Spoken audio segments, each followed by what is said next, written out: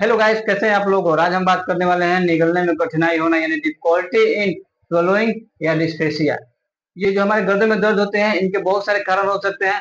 तो चलिए हम जानते हैं इसका सही इलाज क्या होगा और इसको ट्रीटमेंट कैसे करेंगे और इसे ठीक करने के लिए हम कौन कौन सा दवा चलाएंगे, तो इसके बारे में हम जरूर बात करेंगे। तो सबसे पहले हमारे वीडियो को अंत तक बने रहिए और हमारे चैनल को सब्सक्राइब और लाइक और शेयर जरूर करिए। तो चलिए बात करते हैं। तो निगलने में कठिनाई होना इसके बहुत सारे कारण हो सकते हैं। तो सबसे पहले इसके कारण जानते हैं। तो ग्रस्ती सोज या गलसूरों में सूजन होना या भोजन नली का संग्रह होना या भोजन नली में रुकावट होना, ऐठन या किसी प्रकार का गर्दन में इन्फेक्शन या दर्द या श्वसनी सोच, तो ये सभी कारण हैं जो हमारे गर्दन में दर्द होता है। और इसके बहुत सारे टाइप्स होते हैं जो कि हम आपको नेक्स्ट वीडियो में बताएंगे।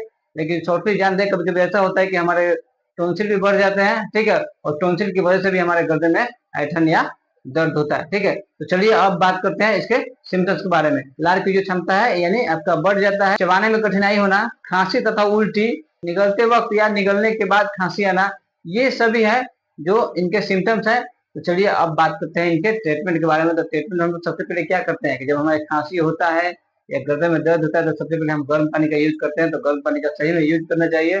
तो नमक डाल को उसको गलगला भी करते हैं हम लोग। एक बेटाडीन गार्गल भी आता है, वो भी हमारे गर्दन में किसी प्रकार का इन्फेक्शन हो तो वो भी अपना बहुत अच्छे से वर्क करता है।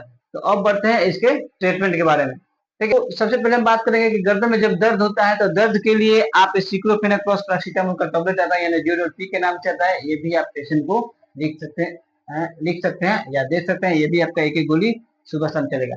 अगर पेशेंट को ज्यादा, इससे भी अगर ज्यादा दर्द है तो पेशेंट को आप ड्यूरोटी हटा देना है, पेशेंट का ड्यूरोल एसपी लिखेंगे, ये भी आपका सुबह शाम चल सकता है, ठीक है। या इसके ग्रुप में आप यानी एसपी में आप पेशेंट को कोई सा भी टैबलेट दे सकते हैं, वो भी आपका एक एक गोली सुबह शाम चलेगा, ठीक। उसके बाद आपका आता है जो हमारे गर्दन के एंटीबायोटिक यानी गर्दन में किसी प्रकार का इन्फेक्शन होता है तो उसका बहुत ही अच्छा अपना वर्क करता है। एजिथ्रोल 500 के नाम से, यानी इसका कंपोजिशन होता है एजिथ्रोमाइसिन 500, ठीक है। तो ये आपका दिन भर में एक गोली चलता है, या इसके ग्रुप में आप एजिथ्रोमाइसिन ग्रुप में कोई सा भी टैबलेट पेशेंट को आप दे सकते हैं। ये यानी दिन भर में आपका एक गोली चलेगा।